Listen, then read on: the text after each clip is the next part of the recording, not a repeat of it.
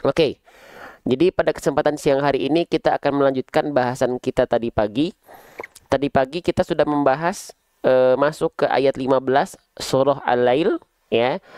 Tapi belum tuntas kita bahas ya, maka insya Allah kita akan melanjutkan bahasan ayat ke-15 ya. Kita akan bedah tajwidnya insya Allah per huruf, per harokat, dan per hukum tajwid insya Allah ya.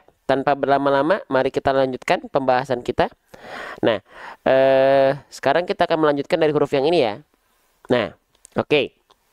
Baik, huruf yang saya blok dengan warna hijau ini namanya huruf apa teman-teman? Ada yang tahu? Ini namanya adalah huruf lam. Jadi teman-teman harus tahu nama aslinya ya. Nama asli dari huruf ini jangan sampai ada yang bilang huruf la. Ya, nggak ada huruf hijaiyah yang namanya huruf la. Ini namanya adalah huruf lam. Ya, baik. Nah, siapa di antara teman-teman yang melafalkan huruf lam ya masih serupa dengan huruf L pada abjad alfabet? Maaf ya. Siapa di antara teman-teman yang masih menyerupakan pelafalan huruf lam dengan huruf L pada abjad alfabet? Maka ini suatu ketidaksempurnaan. Ya, kenapa? Karena memang kalau untuk huruf lam itu tidak betul-betul serupa dengan huruf L pada abjad alfabet. Ya, makanya ketika teman-teman baca Quran, lalu mungkin teman-teman punya Quran yang ada fitur Latinnya. Ya, ada Quran yang ada fitur Latinnya, Oke. Maka jangan sampai teman-teman hanya membaca Latin tanpa pernah dan enggan untuk mempelajari huruf hijaiyahnya dengan alasan masih tidak bisa, belum lancar. Ya, baca Quran bukan hanya ingin mencari lancarnya saja. Kalau teman-teman baca Quran tapi lancar karena baca Latin, itu bukan hakikat ngaji. Ya, ngaji tetap huruf hijaiyahnya. Kalau belum sempurna dan terbata-bata, apakah dosa? Kalau misalnya belum sempurna, ya, masih terbata-bata dalam belajar, pahala teman-teman double. Karena pahala baca plus pahala belajar. Jadi itu justru teman-teman rugi. Kalau teman-teman hanya membaca Latin, tidak pernah belajar huruf hijaiyahnya, rugi teman-teman. Ya, gitu. Baik. Nah, sekarang kita lanjutkan lagi. Jadi, huruf lam dengan huruf L pada abjad alfabet itu tidak betul-betul serupa, teman-teman sekalian. Ya, baik. Ya. Jadi, bagaimana cara melafalkan huruf L dan seperti apa kita melafalkan huruf lam? Ya, baik. Kalau misalnya kita melafalkan huruf L itu biasanya yang disentuhkan cara melafalkannya hanya bagian ujung akhir lidah kita saja. Ya, contohnya seperti ini. Saya izin zoom. Nah, kalau huruf L itu yang disentuhkan hanya bagian ujung akhir lidah kita saja, teman-teman sekalian. Contoh, al, perhatikan, al, al, al. Jadi betul-betul hanya si ujung akhir lidah saja. Ya, sedangkan huruf lam itu tak cukup kita hanya menyentuhkan bagian ujung akhir lidah kita saja. Huruf lam itu punya tata aturannya. Ya, setiap huruf hijaiyah itu punya tempat keluarnya masing-masing, yang sering kita sebut dengan makharijul huruf atau makhraj huruf, tempat-tempat keluarnya huruf. Nah, tadi kembali lagi, kalau lam dilafalkan sama seperti huruf L itu biasanya yang kita sentuhkan hanya bagian ujung akhir lidah kita saja. Contohnya seperti apa? Nah, Allah, Allah, Allah, Allah. Ya, oke. Nah, itu kurang sempurna.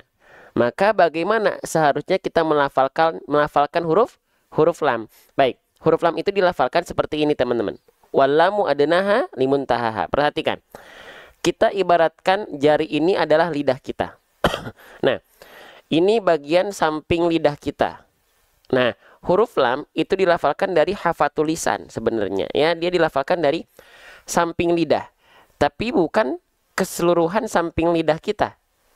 Ya, tapi tepi lidah bagian yang kanan, tepi lidah bagian depan yang kanan, dan tepi lidah bagian depan yang kiri, keduanya menyusur sampai ke ujung lidah, disentuhkan ke arah langit-langit. disentuhkan ke arah langit-langit. Maka ketika kita lafalkan, bedakan antara huruf lam dengan huruf L. Kalau L, Allah, Allah, Allah. Kalau lam, Allah, Allah, Allah. Kalau L, Allah.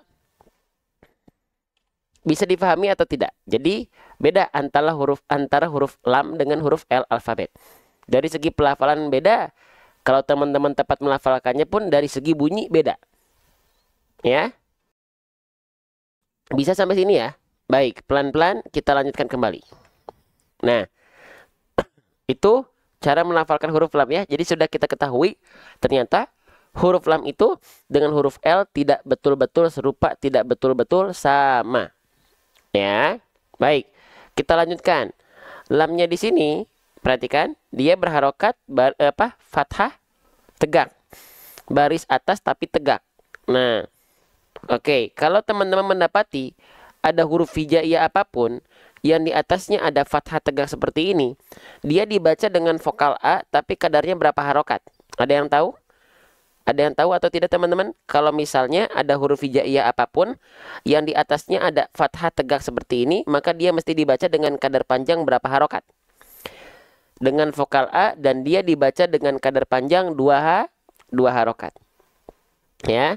Oke, nama hukum tajwidnya adalah mad tabi'i. Teman-teman juga boleh sebut dia dengan mad asli. Ya.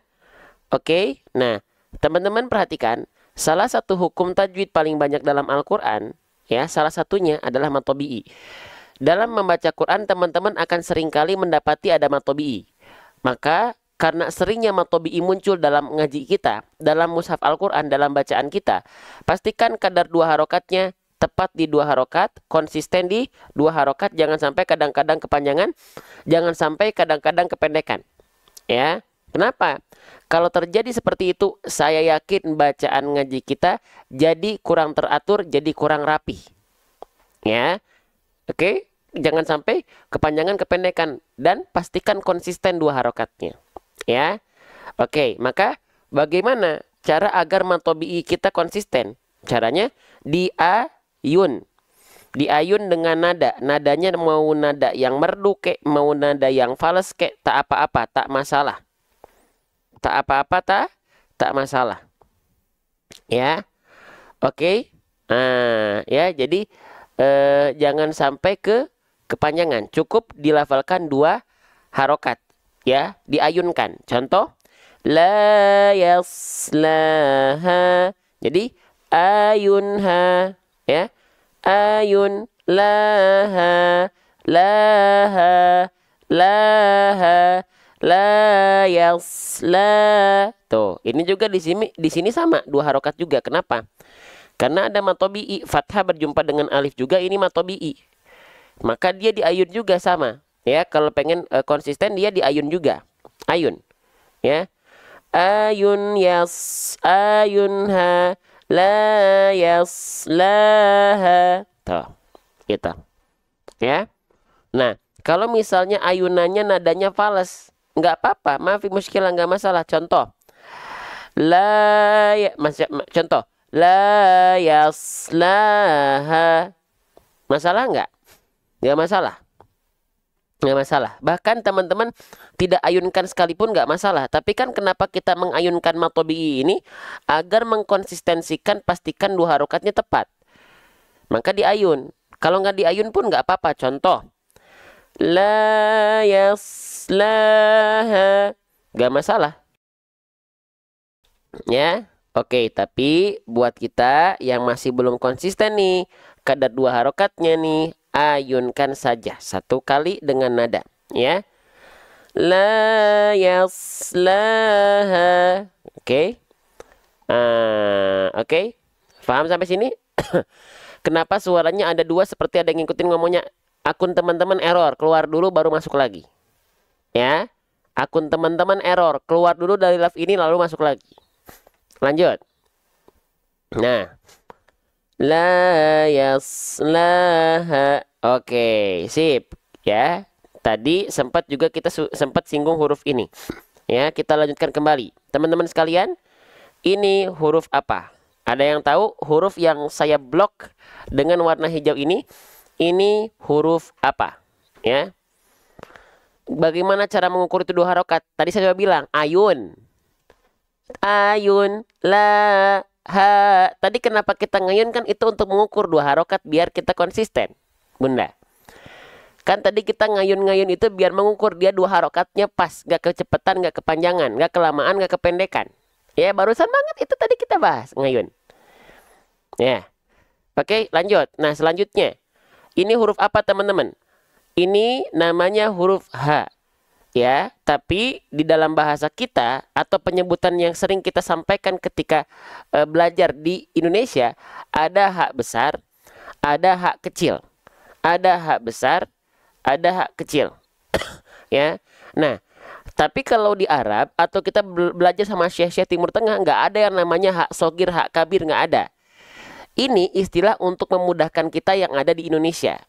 Oke? Sip. Nah, ini namanya adalah hak besar. Ya, saya ingin mengulang lagi bahasan tadi pagi ini. Hak besar ini huruf yang tebal atau huruf yang tipis. Coba masih ingat atau tidak? Ingat ya, haknya hak besar. Ingat ya, haknya adalah hak besar. Besar ya haknya ya. Nah, berarti kalau hak besar dia huruf yang tebal atau huruf yang tipis. Ini bahasan kita tadi pagi. Nah, yang jawab tipis yakin ini tipis? Ini haknya besar. Yakin ini hak besar itu huruf yang tipis, haknya besar. Oke. Oke. Karena tetap ada yang jawab tipis, baiklah kalau begitu. Ya, ini haknya hak besar. Apakah teman-teman yang jawab tipis tetap akan jawab tipis? Oke, baiklah. Oke. Mohon maaf teman-teman yang jawab tipis, hak besar adalah huruf tipis, teman-teman betul. Ya. Nah, teman-teman yang bilang hak besar ini adalah huruf yang tebal, teman-teman keliru. Coba saya pengen nanya, kenapa teman-teman? Kenapa hak besar teman-teman bilang huruf yang tebal? Apakah teman-teman berpatokan dengan diksi penamaan besar? Karena dia haknya besar, berarti dia haknya tebal, begitu? Tidak ada hubungannya teman-teman sekalian. Ya. Nggak ada hubungannya. Jadi nggak ada hubungannya diksi hak besar adalah huruf yang tebal. Hak kecil adalah huruf yang tipis. Enggak. Ya. Hak besar itu adalah huruf yang tipis. Kan besar bang. Nggak ada hubungannya hak besar dengan pemaknaan tebal tipis. Hak besar itu kenapa disebut di kita itu besar? Karena dia dilafalkan lebih kedengarannya lebih ngebas. Kalau hak kecil, kenapa dia bilang kecil? Karena secara pelafalan dia lebih lembut. Ha. Tapi besar kecil tak ada hubungannya dengan tebal tipis. Ya. Oke. Sip. Berarti hak besar ini adalah huruf yang tipis. Oke, cara membuktikannya gini. Teman-teman, saya pengen nanya, hak besar kalau dia berharokat baris atas atau fathah, dia dibaca dengan vokal A atau dengan vokal O? Coba. Ya. Belum ke cara baca kita. Ya, belum ke cara baca. Oke. H besar ketika dia berharokat baris atas dibaca dengan vokal A atau dengan vokal O? Dengan vokal A. Baik. Ya. Baik. Selanjutnya, teman-teman, kalau misalnya huruf shad, sekarang perhatikan. Huruf shad itu huruf tebal atau huruf tipis? Coba ya, kita lihat keaktifan teman-teman. Huruf shad itu huruf yang tebal atau huruf yang tipis? Huruf yang tebal. Ketika huruf shad berharokat baris atas, dia dibaca dengan vokal apa? Dengan vokal A atau dengan vokal O? Huruf shad. Kalau dia huruf tebal ketika fathah dengan vokal apa? Dengan vokal O. Jelas perbedaannya? Jelas perbedaannya? Kalau teman-teman bilang hak besar adalah huruf yang tebal, maka seharusnya haknya dia tidak bervokalkan A, tapi dia bervokalkan O harusnya kalau dia memang huruf yang tebal. Selayaknya huruf-huruf tebal yang lain. So, to, bo, ho, lo, ko, dan yang lainnya. Ya, sepakat nggak teman-teman sekalian? Ya, oke. Nah, oke, maaf ya. Kita lanjutkan. Jadi jangan sampai kita bilang hak besar ini adalah huruf yang tebal. Ya, oke. Nggak ada hubungannya diksi besar dengan tebal tuh, nggak ada hubungannya. Ya. Oke, lanjut lagi. Selanjutnya, bagaimana cara melafalkan hak besar? Ya. Nah, masih banyak juga yang beranggapan bahwasannya hak besar ini dilafalkan dari dada, katanya begitu. Nah, ini juga keliru, ya. Nggak ada hubungannya apa?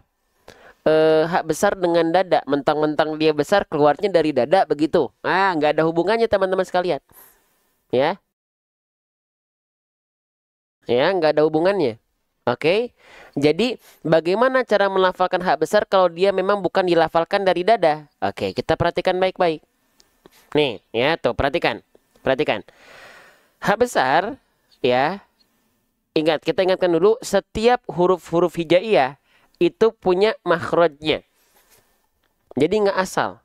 Makhraj itu apa? Makhraj itu artinya tempat-tempat keluar huruf hijaiyah. Ya. Nah, hak besar ini dilafalkan dari mana? Hak besar ini dilafalkan bukan dari dada. Ya. Oke? Tapi dari mana? Makhrajnya dari aqsal halqi. Aqsal halqi itu apa? Aqsal halqi itu artinya tenggorokan paling bawah. Atau sering kita sebut dengan pangkal tenggorokan. Nah, ya jadi bukan dari dada nih ilustrasi gambarnya. Perhatikan. Ya. Hak besar bersamaan dengan hamzah dilafalkan dari sini, area yang berwarna ungu. Dari sini. Ya. Bedanya kalau hamzah dia pita suaranya tertutup, makanya nggak ada aliran nafas yang mengalir. Tapi kalau hak besar dia pita suaranya membuka sehingga ada nafas yang mengalir. Ya.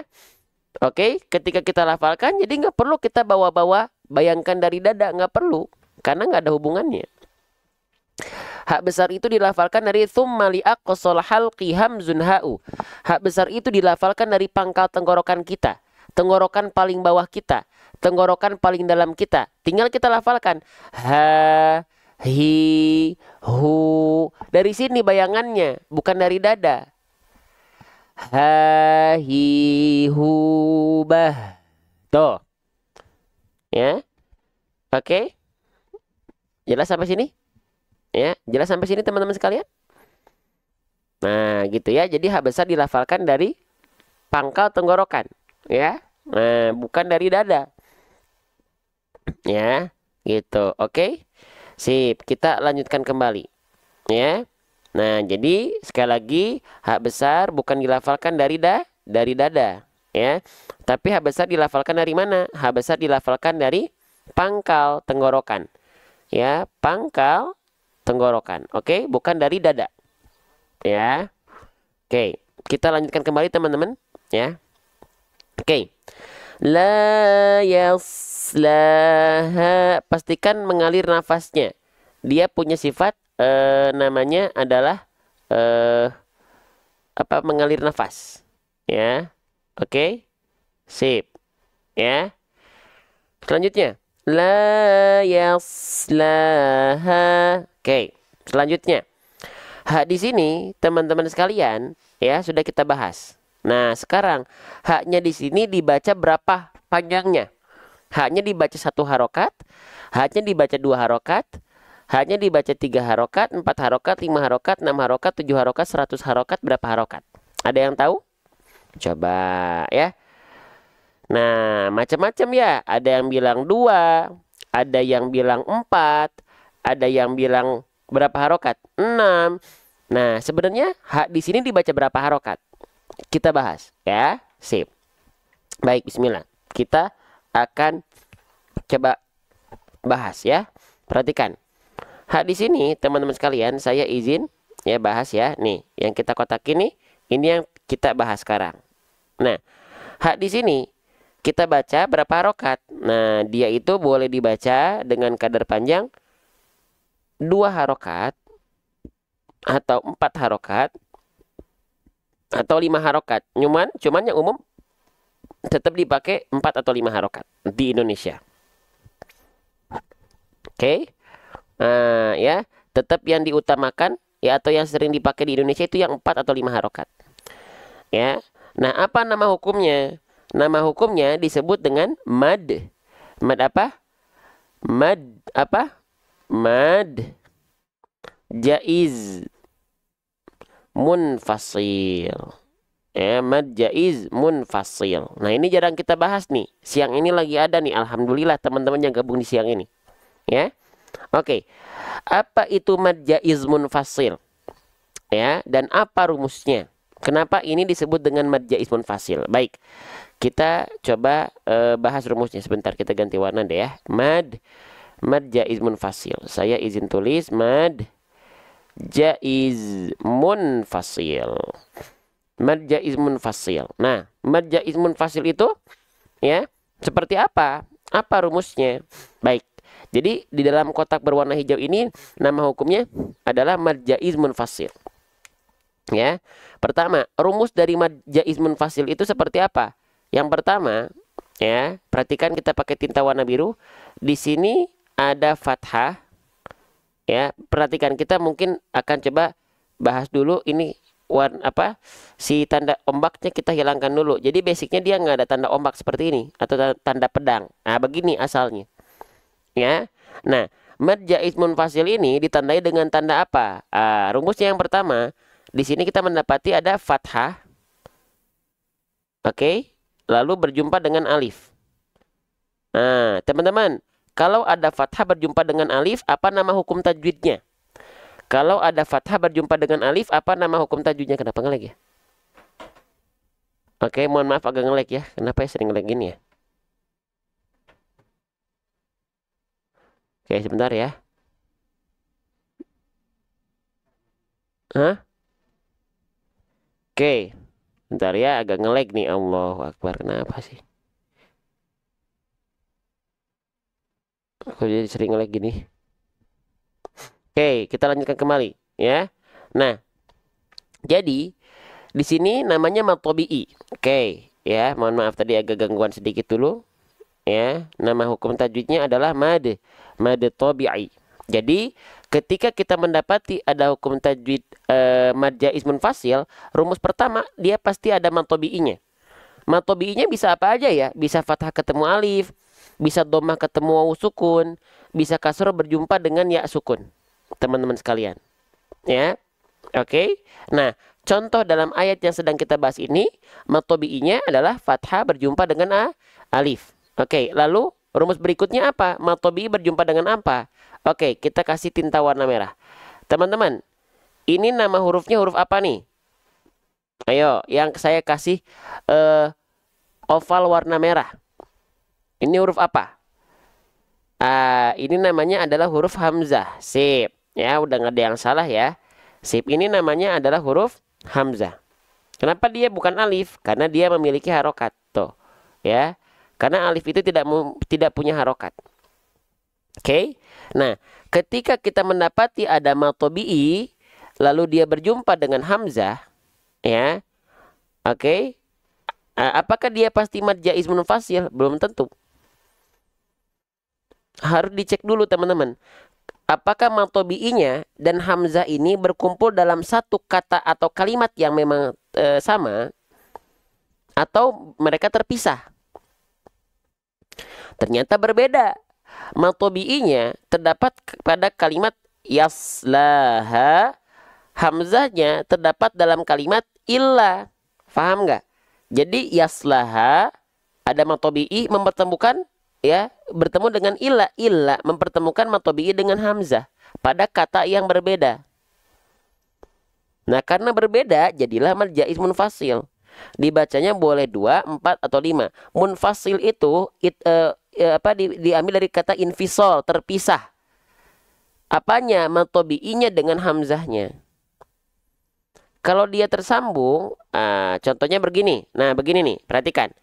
Ya, di sini ada mad tabi'i ini. Ada mad tabi'i, ya. Tuh, mad tabi'i, oke. Lalu dia berjumpa dengan hamzah, juga sama. Tuh. Tapi mereka dalam satu kesatuan kata yang sama. Kenapa ngelag terus ya? Hah? HP-nya gitu, tapi HP-nya ini masalah.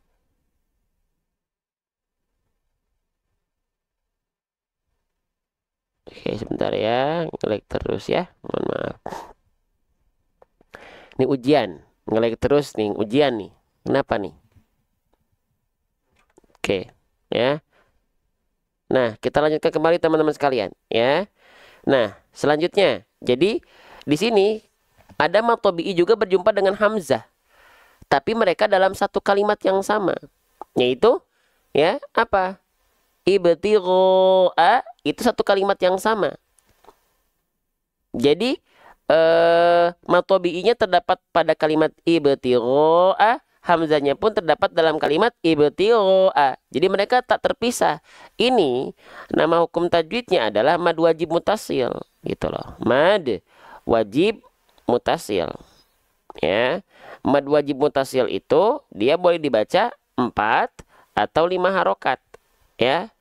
Kalau tadi mad jaiz munfasil, dia boleh dibaca 2, 4, atau 5. Walaupun di Indonesia, tetap yang dipakai adalah 4 atau 5 harokat. Yang 2 harokatnya jarang dipakai. Oke? Nah, bisa membedakan ya. Kalau ini mad wajib mutasil karena mad tabi'inya berjumpa dengan hamzah. Yang dalam satu kalimat yang sama, tidak terpisah antara mad tabi'i dengan hamzahnya. Nah, ditandai juga biar gampang apa? Mad wajib mutasil itu ditandai dengan hamzahnya hamzah duduk seperti ini, atau hamzah yang seperti kepala huruf ain. Ya, kalau misalnya mad jaiz munfasil, hamzahnya bentuknya seperti alif. Oh, udah selesai. Ya.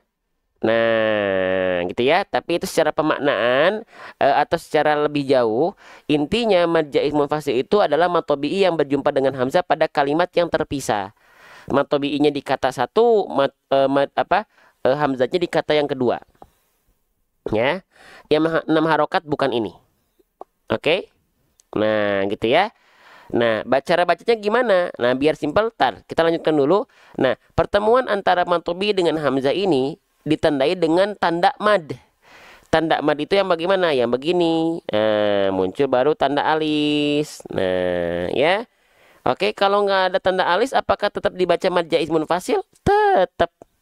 Jangan bergantung dengan tanda alis seperti ini. Makanya tanda alisnya saya sembunyiin dulu tadi, biar teman-teman tahu secara konsep dulu, baru dimudahkan dengan tanda alis. Terima kasih Bunda Alia gift-nya ya, barakallahu fikum. Ya, paham sampai sini? Nah, sekarang tinggal teman-teman pilih. Ya, mau dibaca 2 harokat boleh, tapi jarang nih. Dan tinggal pilih teman-teman. Mau dibaca 4 harokat boleh, mau dibaca 5 harokat boleh, bebas gimana teman-teman. Ya, bebas. Mau 4 harokat boleh, mau dibaca 5 harokat boleh, bebas. Ya.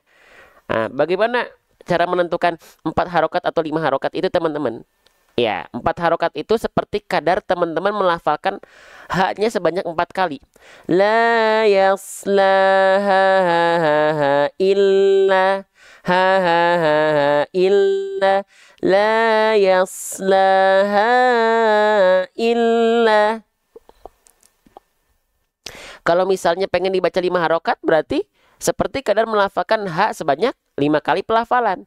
La yaslaha illa la yaslaha illa. Tidak 6 harokat. 6 harokat itu beda. 6 harokat itu nanti mad lazim. Ya, ada tanda alis yang berjumpa dengan tasydid, itu baru mad lazim. Ini kan mad tabi'inya tidak ada, mad tabi'i yang berjumpa dengan tanda tasydid itu baru mad lazim 6 harokat. Kalau ini kan dia berjumpanya dengan hamzah, bukan sebab tasydid. Ya. Oke. Paham sampai sini teman-teman? Ya. Baik. Duh, nih lagi pilek teman-teman jadi kurang enak ya, mohon maaf ya.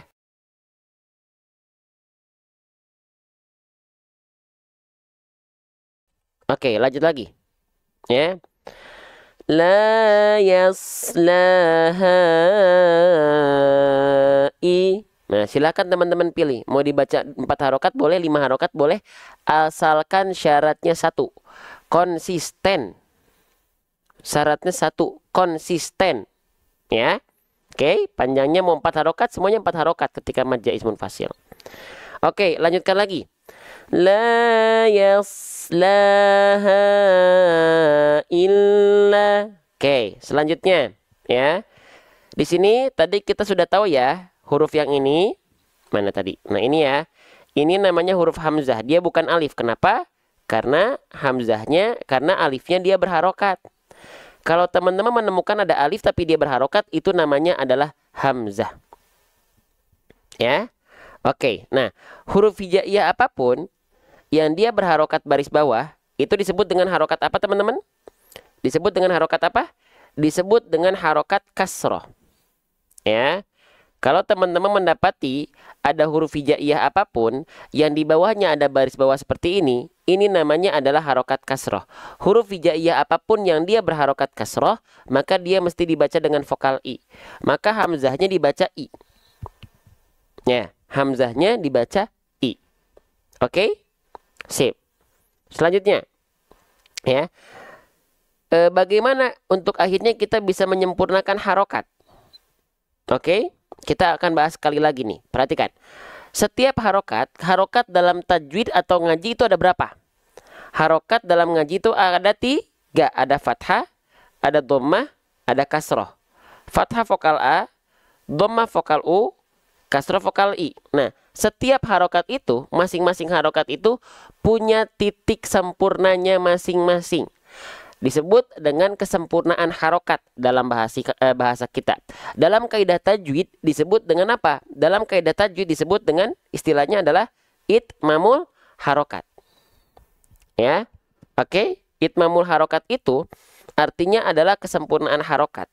Kesempurnaan harokat ini kita pelajari agar apa? Agar ngaji kita artikulasinya jelas. Tidak seperti orang yang sedang bergumam, tidak seperti orang yang sedang kumur-kumur. Ya, biar jelas kejelasan vokal A, I, U kita. Contohnya seperti ini. Orang-orang yang dia membaca ngajinya tidak tersempurnakan harokatnya, alhasil akan bunyinya seperti ini. Perhatikan baik-baik. Bismillahirrahmanirrahim. Alhamdulillahi Rabbil Alamin. Ar-Rahmanir-Rahim. Jadi ngajinya nggak jelas. Ngajinya seperti orang yang sedang berkumur-kumur. Kenapa? Karena itmamul harokatnya tak tersempurnakan. Ya. Kalau itmamul harokat itu tersempurnakan, insya Allah ngajinya tidak akan lebih jelas. Contoh.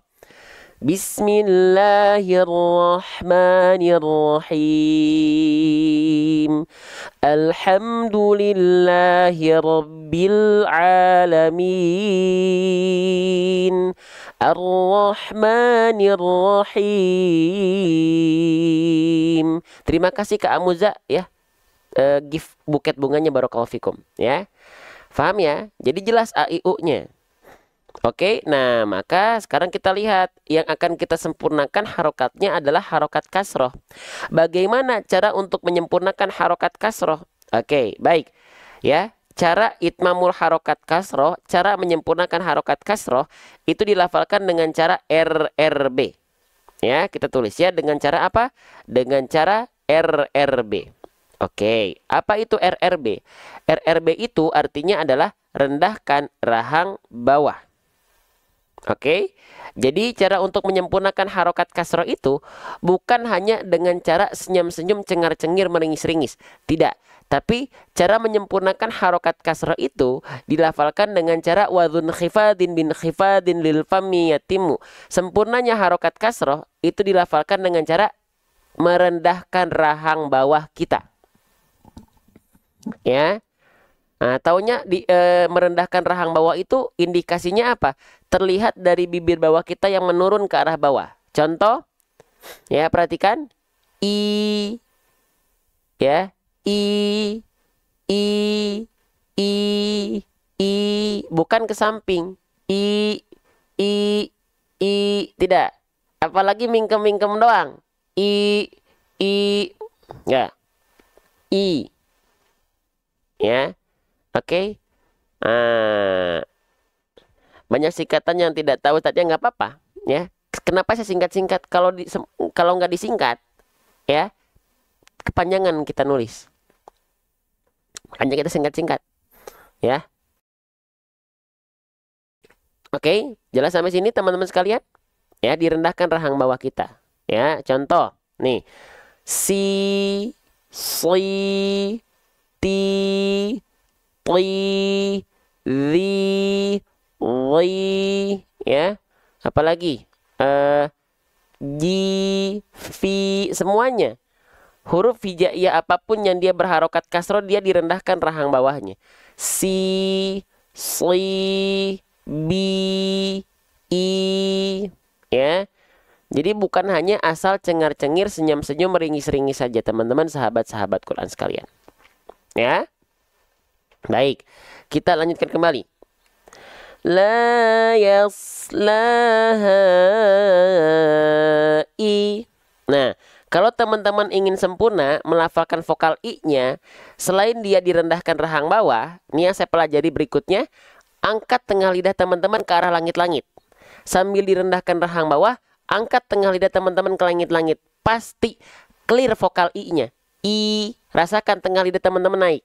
Nih, i, naik dia. I, sli, si. Gitu. Paham sampai sini? Jelas sampai sini teman-teman sekalian? Ya, gitu. Ustadz, saya pengen video cara pengucapan huruf hijaiyah dan contoh-contohnya biar saya bisa ulang-ulang. Nanti ada di buku tahsin kami. Ya, dengan ilustrasi video 3D animasinya. La yaslaha i. Nah, seperti itu. Ya, jelas? Paham?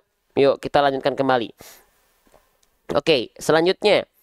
Kita ketemu sama huruf lam lagi. Ya, kita ulang lagi. Ini namanya adalah huruf lam, teman-teman. Huruf yang saya blok dengan warna hijau ini namanya adalah huruf lam. Ya, teman-teman, jangan sampai teman-teman menyerupakan antara huruf lam hijaiyah dengan huruf L pada abjad alfabet. Mereka tidak betul-betul serupa. Mereka tidak betul-betul serupa. Ya, apa bedanya antara huruf lam dengan huruf L alfabet? Nih, kalau huruf L pada abjad alfabet, biasanya yang kita sentuhkan hanya bagian ujung akhir lidah kita saja. Contohnya seperti ini, saya izin contohkan langsung, perhatikan. Al, al, al, al, al, al, al, itu L. Kalau misalnya huruf lam dilafalkan bagaimana caranya? Walamu adna halimun tahaha. Lam itu keluar dari bagian hafat tulisan. Ya, perhatikan. Lam itu keluar dari samping lidah kita. Tapi bukan full samping lidah. Samping lidahnya samping lidah bagian depan yang kanan. Dan samping lidah depan bagian yang kiri. Keduanya itu menyusur sampai ke ujung lidah. Kita arahkan ke langit-langit dan sentuhkan. Maka contoh pelafalannya seperti ini. Allah, Allah, Allah. Bedakan dengan huruf L yang tadi. Al, dengan Allah. Beda atau sama teman-teman? Silahkan coba diramaikan di kolom komentar. Apakah lam dengan L itu sama atau tidak? Sudah saya contohkan pelafalannya. Ya, sudah saya contohkan pelafalannya. Beda. Nah, dari segi bunyi pun kalau teman-teman tepat melafalkannya, lam dengan L itu tidak sama-sama, tidak betul-betul serupa sahabatku sekalian. Ya, maka mari kita lanjutkan kembali. Jadi, jangan sampai teman-teman masih ada yang melafalkan huruf lam itu betul-betul serupa dengan huruf L pada abjad alfabet. Ya, oke. Jelas sampai sini teman-teman sekalian? Ya, baik. Kita lanjutkan kembali. Ya, oke. Ya, selanjutnya lamnya sudah kita pelajari. Sekarang kita lihat ya, apa harokatnya? Ya, apa harokatnya? Kalau teman-teman mendapati ada huruf hijaiyah apapun yang di atasnya ada baris atas seperti ini namanya adalah harokat fathah. Ya, ini namanya adalah harokat fathah. Huruf hijaiyah apapun yang dia berharokat fathah, basicnya dia dibaca dengan vokal A. Basicnya dibaca dengan vokal A. Ya, Kalau dia dibaca sesuai dengan basic, tetap keluar vokal A, maka dia termasuk ke dalam huruf yang tipis. Ya, karena ada ketika dia berharokat fathah, keluarnya bunyi vokalnya adalah bunyi vokal O. Berarti tanda dia adalah huruf yang tebal. Contohnya apa? Contohnya ada banyak. So, to, ro, apalagi bo, ho, ro, ko. Bonus ro. Huruf-huruf yang ketika fathah keluarnya adalah vokal O, maka dia adalah huruf yang harus dibaca dengan keadaan yang tebal. Ya. Oke. Nah, pertanyaan saya, teman-teman sekalian, huruf lam di sini dibaca dengan vokal A atau dibaca dengan vokal O? Coba. Ya. Huruf lam di sini dibaca dengan vokal A atau dengan vokal O? Dibaca dengan vokal A, berarti huruf lam ini adalah huruf yang tipis. Ya. Oke. Kalau teman-teman mendapati ya, ada huruf berharokat fathah, lalu dia keluarnya adalah vokal A alias huruf tipis, maka dia dilafalkan dengan cara ini bahasa saya ya, BMSS, ya, BMSS. BM artinya buka mulut, ya. SS artinya sambil senyum. Buka mulut, ya, itu untuk menyempurnakan harokat fathahnya. Wal maftuhu bil fathi fham. Sambil senyum itu untuk menjaga kadar tipis dari huruf tersebut, ya. Tapi ya, istilah sambil senyum ini, kalau teman-teman tanyakan kepada Syekh tidak akan diterima. Kenapa? Karena dalam kitab tajwid manapun nggak ada yang membahas tentang ini. Tapi analogi sambil senyum ini saya sematkan, ini yang saya tambahkan untuk mempermudah. Ya. Jadi kalau teman-teman tanyain ini harus sambil senyum atau nggak akan dijawab salah. Itu salah pasti. Karena itu analogi kami saja, analogi saya saja. Ya, jadi kalau teman-teman mendapati ada huruf tipis yang dia berharokat fathah, dia dilafalkan buka mulut sambil senyum. Ya, kalau dia dilafalkan tidak buka mulut sambil senyum, maka pelafalannya akan dilafalkan macam ini bunyinya. La, la, la, la. Bedakan dengan dia kalau sambil senyum. La, la, la, la. Paham sampai sini? Jelas sampai sini? Ya, gitu. Jadi, ya, kalau teman-teman bilang harus sambil senyum di depan Syekh apalagi, ya pasti disalahin. Saya pun nggak pernah bilang gitu kalau di depan Syekh kalau talaki. Ya, kalau mulazamah. Ya, karena memang dalam kaidah nggak begitu, nggak ada hubungannya tebal tipis dengan senyum-senyum. Tapi ini mempermudah dengan bahasa saya. Sama halnya seperti teman-teman bilang hak besar, hak kecil. Di Arab, di Timur Tengah, bahkan dalam kitab huruf hijaiyah nggak ada yang namanya hak sogir, hak kabir. Itu penamaan di sini saja. Paham nggak sampai sini? Paham nggak sampai sini teman-teman sekalian? Ya. Jadi gitu ya. Kenapa ketika dia huruf hijaiyah apapun yang berharokat fathah vokal A, dia dibaca buka mulut sambil senyum? Karena kalau tidak sambil senyum bunyinya tidak kurang tipis. La, la, la, la, la, la. Bedakan dengan sambil senyum. La, la. Beda bunyinya teman-teman sekalian.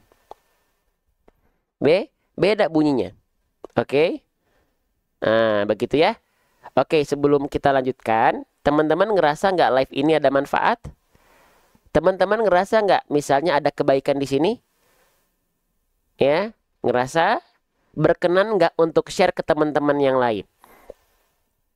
Kalau ada, berkenan nggak ngajakin teman-teman yang lain? Mau nggak teman-teman ngajakin teman-teman yang lain? Caranya gampang, teman-teman tinggal di pojok kanan bawah ada tanda share, di-share dulu ke grupnya. Nggak harus banyak, satu grup cukup. Mau banyak grup mah nggak. Toh pahala jariahnya buat teman-teman juga. Ya, kalau teman-teman memang ngerasa ada manfaat, ada kebaikan. Ya, silakan dibantu share dulu, silakan. Ya. Oke, kita lanjutkan kembali. Ya. Oke, bismillah. Kita lanjutkan. Ya. La yaslaha illa. Oke, saya paham ya? Sip. Selanjutnya saya izin hapus lagi. Nah, sekarang teman-teman. Sekarang lamnya sudah kita bahas, harokatnya sudah kita bahas, cuman tanda ini yang belum kita bahas. Nih. di atas lamnya ya. Di atas lamnya ada tanda tasydid ya, gambar burung terbalik ya. Gambar burung terbalik seperti ini disebut dengan tanda tasydid. Ada yang bilang tasydid, ada yang bilang sabdu, ada yang bilang syiddah, ada yang bilang syaddah. Mangga boleh ya. Oke. Nah, sekarang pertanyaan dari saya. Ya, pertanyaan dari saya mohon izin dijawab di kolom komentar. Ya, kalau ada huruf yang bertasydid, bagaimana pelafalannya? Caranya dengan cara diapain sih? Kalau ada huruf yang bertasydid, cara bacanya dengan cara diapain sih? Kalau ada huruf yang bertasydid, cara pelafalannya dengan cara diapain sih, teman-teman? Ada yang tahu? Ya. Dengan cara ditekan. Betul sekali. Basic tasydid itu dengan cara ditekan ya. Oke, dengan cara ditekan ya. Nah, cukup tekan saja, tidak ada tekan berapa harokat enggak, tekan saja. Bang, bukankah huruf yang bertasydid itu dilafalkan harus ditahan 2 harokat? Nah, ada yang beranggapan begitu? Nah, basic huruf yang bertasydid itu dibaca cukup ditekan saja, titik. Nggak ada tekan berapa harokat, tekan saja, titik. Ya. Oke, nah biasanya masih banyak di antara kita yang menganggap huruf bertasydid itu semuanya dipukul rata, harus dibaca tahan 2 harokat. Tidak, itu hanya 2 huruf saja. Ya. Oke, apa aja? Huruf nun dan mim saja. Ya. Kalau huruf nun bertasydid misalnya, ya, lalu huruf mim bertasydid misalnya. Nah, baru ini ditahan. Ditahan dengan kadar panjang 2 harokat karena ada hukum namanya gunnah.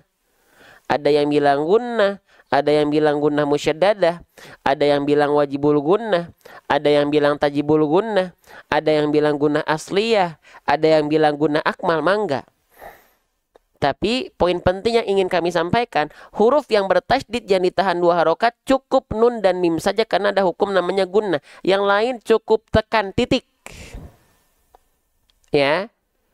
Emang bedanya antara tekan dengan tahan 2 harokat apa? Oke, kita praktekkan terhadap nun dan mim dulu. Nih, kalau misalnya kita lafalkan nun bertasydid, dia ditahan 2 harokat. Contohnya, inna. Contohnya begitu. Kalau mim bertasydid, amma. Nih visualnya nih.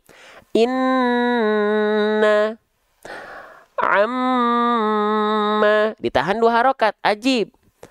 Tapi kalau misalnya konsep tasydid semuanya ditahan 2 harokat seperti itu, yuk kita praktekkan dalam bacaan kita barusan. Misalnya lam bertasydidnya, konsep tasydid itu tahan 2 harokat. Ayo kita coba lafalkan. Perhatikan. Nih ya, perhatikan lamnya. Oke. La yaslaha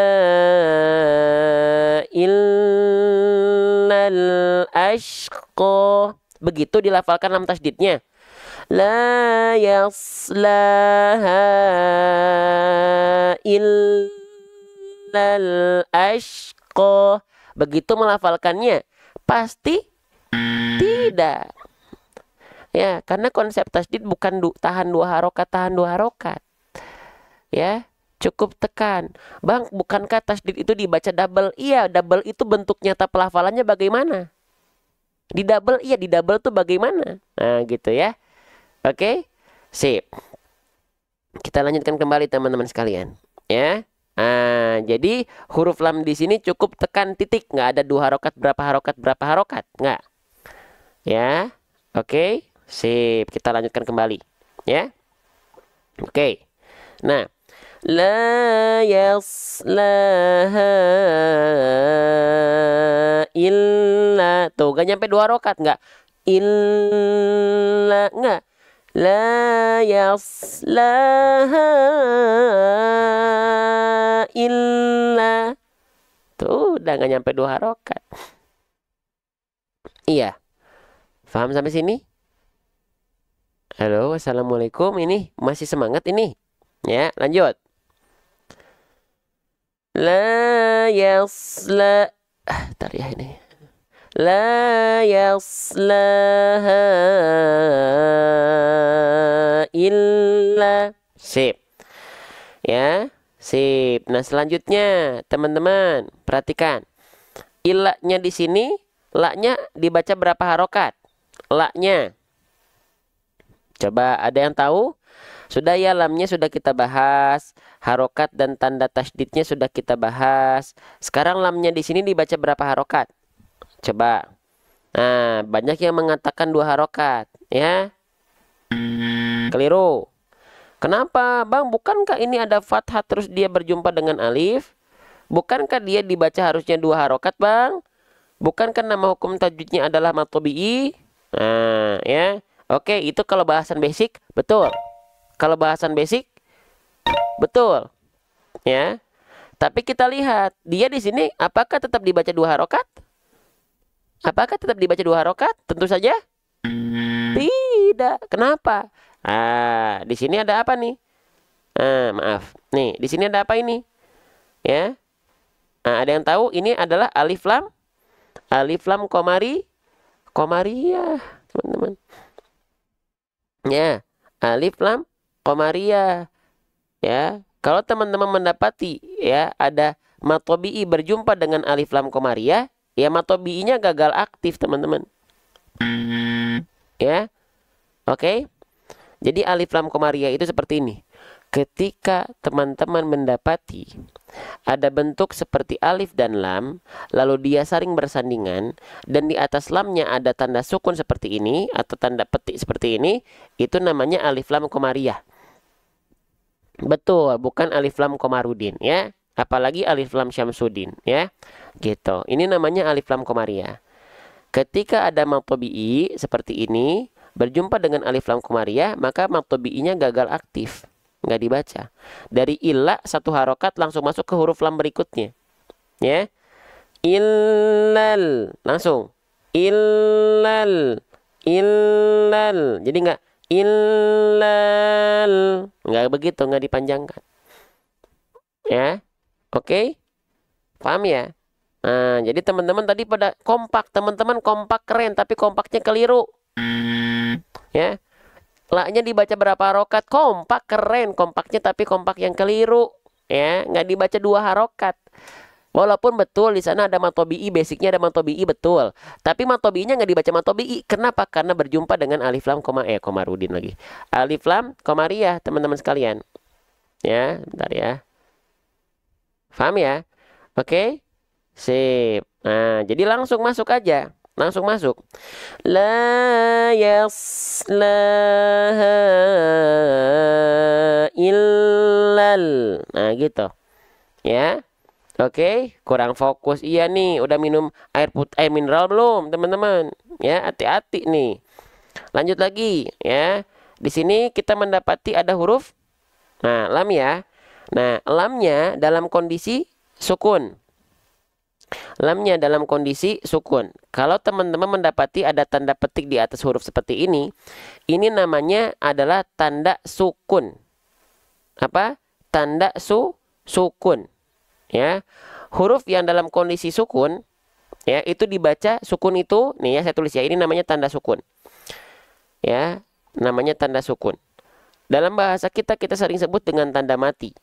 Ya. Boleh nggak? Boleh aja. Tapi teman-teman kalau teman-teman bilang di hadapan Syekh, ini lam mati, bisa jadi teman-teman disalahkan. Kenapa? Nggak ada, kaidahnya bukan disebut dengan mati. Gitu ya? Paham nggak? Ya, jadi sukun itu sebenarnya bukan mati artinya, tapi diam. Ya. Sukun dalam kaidah pelafalan itu artinya adalah diam. Diam apanya? Diam rahangnya. Makanya ketika teman-teman melafalkan huruf-huruf dalam kondisi sukun itu diam rahangnya.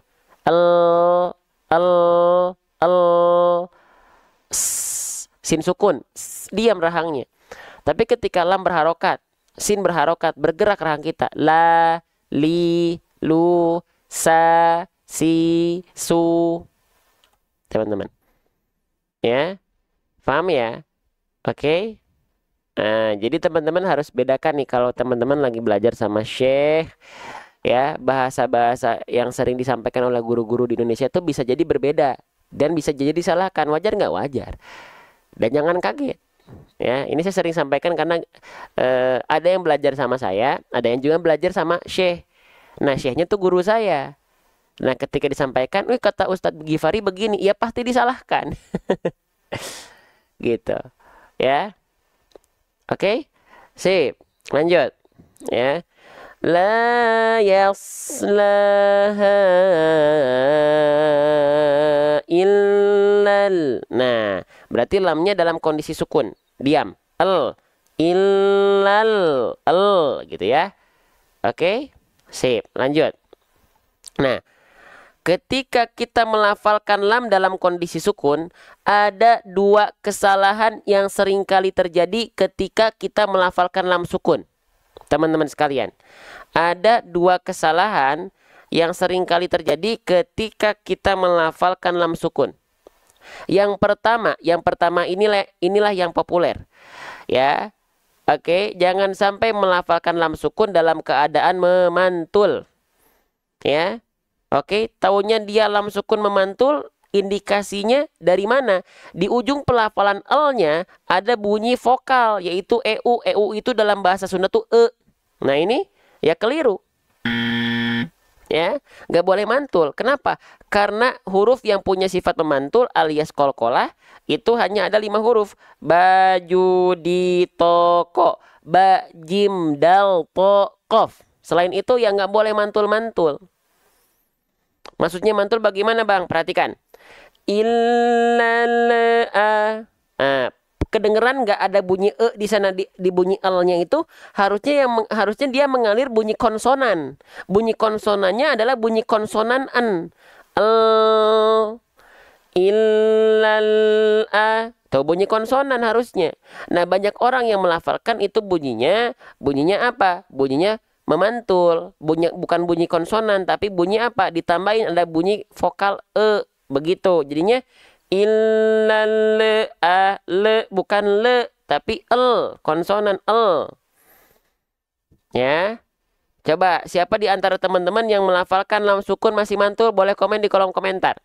Siapa di antara teman-teman yang melafalkan lam sukun masih memantul? Boleh komen di kolom komentar. Jujur aja, siapa ada? Terindikasi pantulannya itu karena ada bunyi vokal e di ujung pelafalan l. Jangan illal. Kenapa? Mari kita bahas. Kenapa lam sukun seringkali kita lafalkan tapi ada kolkolahnya, ada memantulnya, ada bunyi vokal EU e-nya. Nah, perhatikan baik-baik. Saya izin zoom ya. Saya izin zoom. Perhatikan baik-baik. Kenapa dia ada bunyi pemantulnya? Ya. Oke, perhatikan baik-baik ya. Perhatikan baik-baik. Perhatikan lidah saya. Kenapa ada bunyi pantulan ketika kita melafalkan lam sukun? Karena lidah kita keburu makhraj lamnya, keburu turun duluan. Sedangkan huruf berikutnya belum kita lafalkan. Perhatikan baik-baik. Illal. Perhatikan. Illal. Nah, ketika makhraj lam kita turun, sedangkan huruf berikutnya tak kita langsung lafalkan pula, maka ada jarak di antara mereka, bunyi e-nya muncul di situ. Ya, bunyi e-nya muncul di situ. Nih, lihat lagi. Nih, yang keliru. Illal. Kedengeran? Illal. Maka bagaimana solusinya agar tidak ada bunyi pantulan seperti itu? Ketika makhraj lamnya turun, di saat yang bersamaan keluar huruf berikutnya kita lafalkan. Contoh, illal a, ketika turun a-nya keluar. Illal a, illal ashqa, illal ashqa. Paham sampai sini? Nah, paham sampai sini? Jelas sampai sini? Seperti itu sahabat-sahabat Quran sekalian. Jadi itu biar teman-teman tidak memantulkan bunyi lam sukun dengan indikasi e tadi. Ya, yang keluar yang mengalir harusnya bunyi konsonan illal a. Bukan illal a. Sampai sini teman-teman apa bisa difahami? Jelas sampai sini? Ya. Itu teman aku kayak begitu. Nah, nanti disampaikan. Gini loh tips dan triknya biar tidak memantul itu bagaimana. Kenapa sih kok dia bisa memantul? Dijelaskan, disampaikan dengan cara yang tidak menyinggung. Ya, oke. Sip, lanjutkan lagi teman-teman sekalian. Ya, jadi itu kesalahan yang pertama yang sering kali terjadi ketika melafalkan lam sukun adalah memantul. Yang kedua, jangan sampai ketika teman-teman melafalkan lam sukun, teman-teman karena takut mantul, teman-teman melafalkannya dengan memutus suara huruf lamnya. Karena apa? Karena hati-hati biar dia nggak mantul. Nah, ini justru menjadi kesalahan yang kedua. Nah, menjadi kesalahan yang kedua. Ya, oke. Aduh, sebentar ya teman-teman ya. Pusing ini. Oke, sebentar ya. Buat teman-teman yang masih tap-tap layar, buat teman-teman yang masih share, saya ucapkan terima kasih banyak. Berarti teman-teman serius support konten-konten ngaji ya. Oke. Ya, kita tuh perlu bergerak bersama teman-teman. Nggak bisa satu orang dua orang. Ya, kalau pengen syiar dakwah ini makin meluas, harus ada itikat dari teman-teman sendiri. Dan jadi pahala jariah buat teman-teman sekalian. Ya. Oke, baik kita lanjutkan kembali. Ya. Nah, jadi lam sukun itu nggak boleh dilafalkan terputus suaranya, teman-teman. Ya. Oke. Nggak boleh dibaca terputus. Ya. Nah, la yaslaha illal ashqa. Nah, banyak orang melafalkan lam sukun itu dibaca putus suaranya seperti itu. Illal ashqa. Jadi bunyi L-nya ditahan begitu. Ngelek lagi nih. Ya, itu nggak boleh teman-teman sekalian. Aman-aman. Ya. Oke, jangan. Ya. Illal ashqa. Karena apa? Niatnya menghindari kesalahan pertama yang memantul. Tapi justru jadi kesalahan yang kedua. Nggak boleh. Kenapa? Karena lam putus suara itu nama sifatnya adalah syiddah. Syiddah itu tertahan suaranya. Ya, lam itu nggak punya sifat syiddah. Lam itu sifatnya apa? Lam itu sifatnya adalah tawasud. Mana ya? Dengan ya huruf lam. Oh, nggak ada ya kayaknya. Oke, nih. Lam itu sifatnya adalah tawasud. Ya. Oke, sebentar ya. Sifatnya adalah tawasud. Tawasud itu dia mengalir sedikit suaranya. Ya. Jadi ketika dilafalkan L-nya terus jalan tanpa memantul tapi harus ngalir, jangan putus. Illal ash illal a. Ya. Oke, bukan illal ashqa. Nah, ditahan begitu. Illal ash enggak, tapi illal ashqa. Ya, dia tetap mengalir sedikit suaranya ya, karena lam punya sifat tawasud tadi. Wa baina rihwin wasyadidilin umar. Ya, lanjut. Itu ya, jadi kesalahan yang paling sering kali terjadi ketika kita melafalkan lam sukun. Selanjutnya, teman-teman, ini huruf apa? Teman-teman, huruf yang saya blok ini huruf apa? Teman-teman, huruf yang saya blok ini huruf apa? Coba ramaikan di kolom komentar, saya pengen tahu biar kita interaktif. Huruf yang saya blok dengan warna hijau ini huruf apa? Siapa yang menjawab alif? Coba, siapa yang menjawab alif? Jeng jeng jeng jeng. Teman-teman yang jawab alif, tetot. Ya. Kenapa ini teman-teman jawab alif? Kenapa teman-teman jawab ini alif? Kenapa teman-teman jawab ini alif? Alif itu tidak mungkin berharokat, sahabatku sekalian. Ya. Oke, alif itu tidak mungkin berharokat. Ya. Ini namanya adalah hamzah. Ya. Oke. Namanya adalah hamzah. Nama lengkapnya adalah hamzah qat'i atau hamzah qata'. Hamzah. Jadi huruf yang sering kita baca a, i, u, ya, itu namanya adalah hamzah. Ya. Oke. A'udzu. Di awalnya tuh a, itu hamzah namanya, bukan alif. Ya. Alam nasroh. Nah, itu namanya hamzah. Alam a itu namanya hamzah. Ya. Kalau alif mana nih? Kalau alif yang ini nih. Nih, pengen tahu alif nih. Alif tuh yang ini. Nih, mana alif? Nah, ini alif nih. Alif itu dia tidak berharokat. Ya. Tuh, di atasnya kan ini nggak ada harokat alif. Ini kan ini apa, Bang? Ini harokat bukan? Ini bukan. Ini tanda mad namanya. Harokat itu fathah, dhammah, kasroh. Nah, ini baru alif. Karena fungsi alif untuk memperpanjang huruf yang berharokat fathah sebelumnya. Alif nggak bisa dibaca sendirian.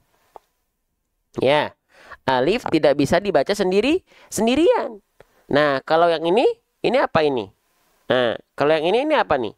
Ini hamzah. Karena dia apa? Karena dia berharokat. Ya, oke.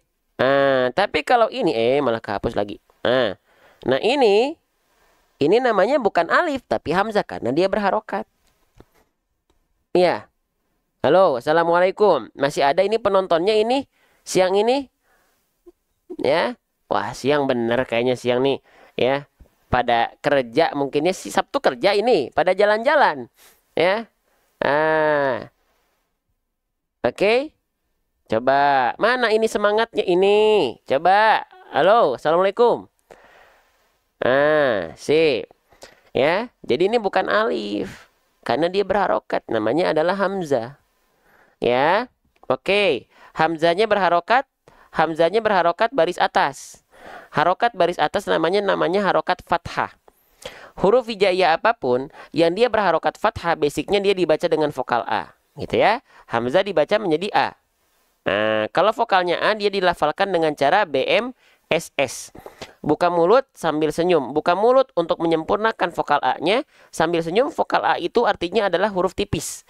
Kalau ada huruf berharokat fathah, dibaca dengan vokal A, maka dia adalah huruf yang tipis. Kalau ada huruf hijaiyah apapun yang dia berharokat fathah dan dibaca dengan vokal A, maka dia adalah huruf yang tipis.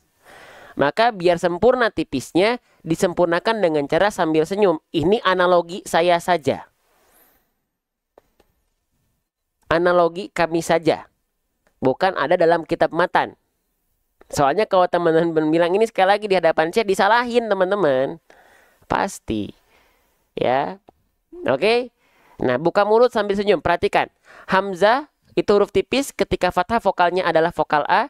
Ya, karena vokal A berarti dia huruf tipis. Kalau dia tebal vokalnya O. Nah, kalau vokal A maka dia huruf tipis. Nah, dilafalkan dengan cara buka mulut sambil senyum. Biar apa? Buka mulutnya itu untuk menyempurnakan harokat fathah. Wal maftuhu bil fathifham. Sambil senyum itu untuk menyempurnakan kadar tipisnya.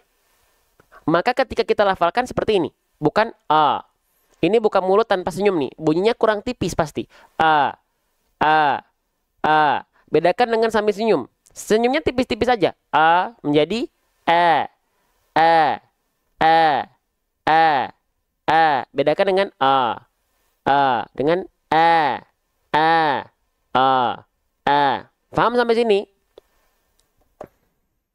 Paham tidak sampai sini, teman-teman sekalian? Ya. Oke. Coba ya, di antara 1000 orang saya pengen nanya dulu. Siapa yang belum share live ini? Ada? Coba siapa yang belum share? Ya, yang belum ikut share ada?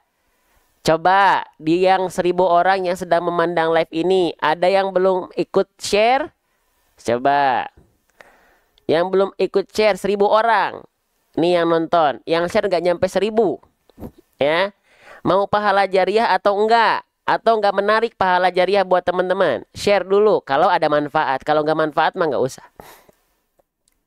Ya. Oke, baik kita lanjutkan kembali. Syukron jazakumullahu khairan katsira, ya.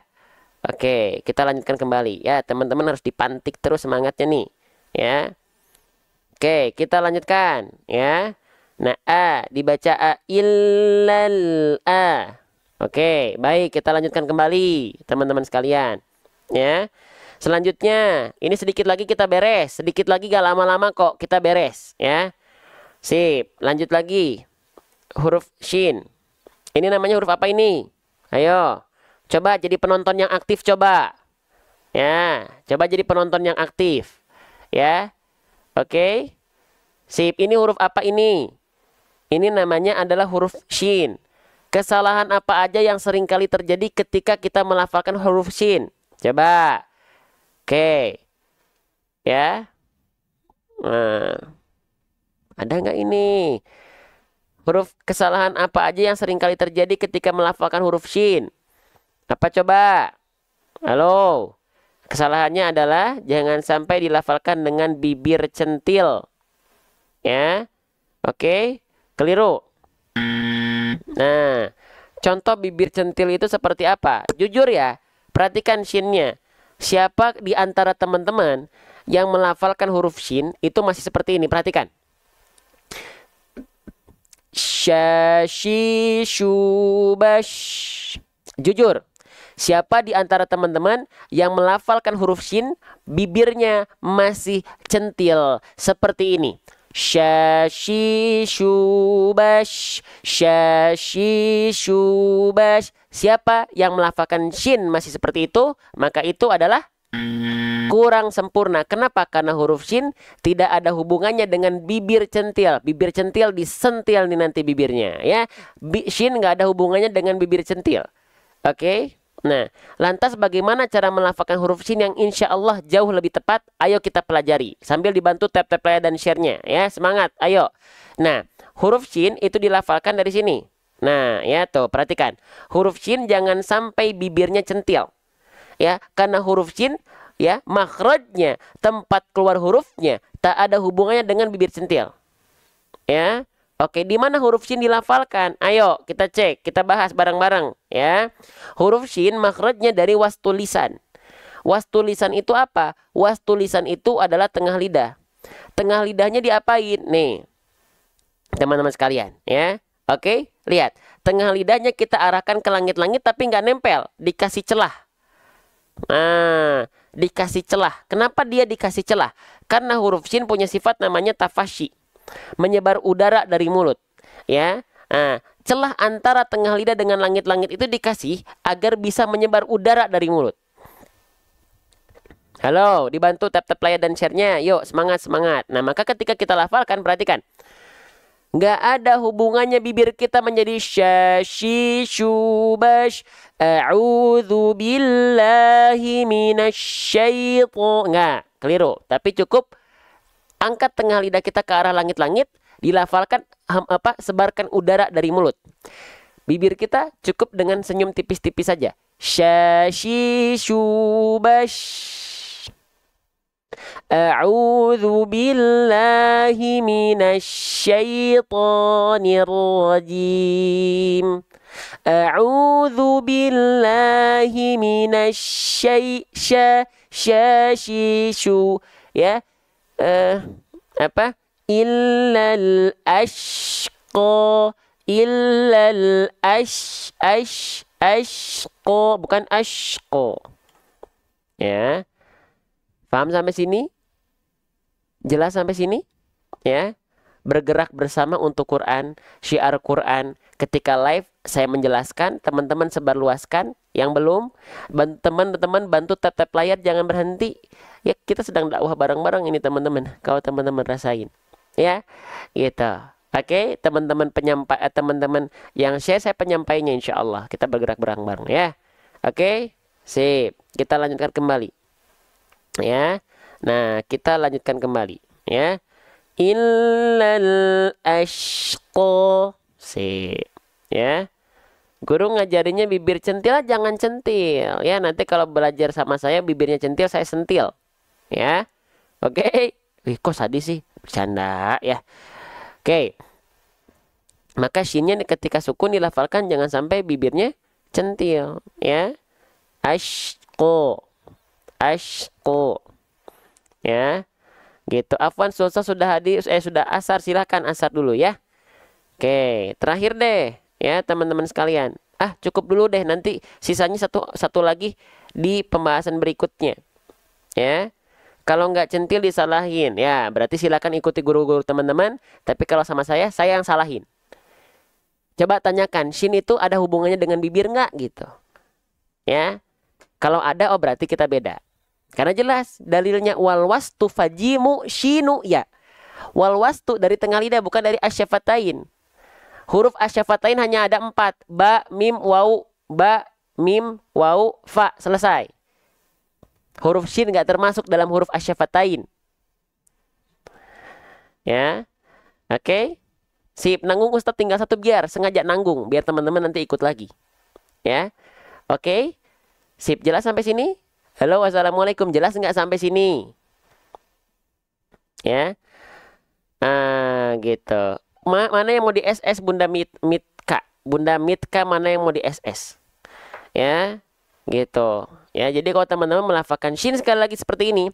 A'udzu billahi minasyaitonir rajim.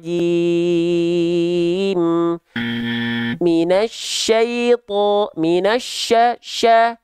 Keliru. Ya. Oke. Jelas? Nah, begitu. Wallahu a'lam bishawab. Ya. Yuk kita baca dulu bareng-bareng. Ya. Bismillah. Oke, ya. Tadi Bunda Mitka mau foto yang mana tadi Bunda Mitka? La yaslaha illal ashqa. La yaslaha illal ashqa. Sekali lagi. La yaslaha illal ashqa. Faham sampai sini? Jelas sampai sini? Ya. Baik. Satu huruf lagi dia nangis ditinggal sengaja biar teman-teman penasaran, ya. Oke. Sip. Sekarang saya contohkan pelafalannya. Perhatikan baik-baik.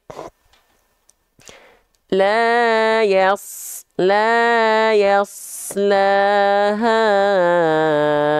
illal ashqa.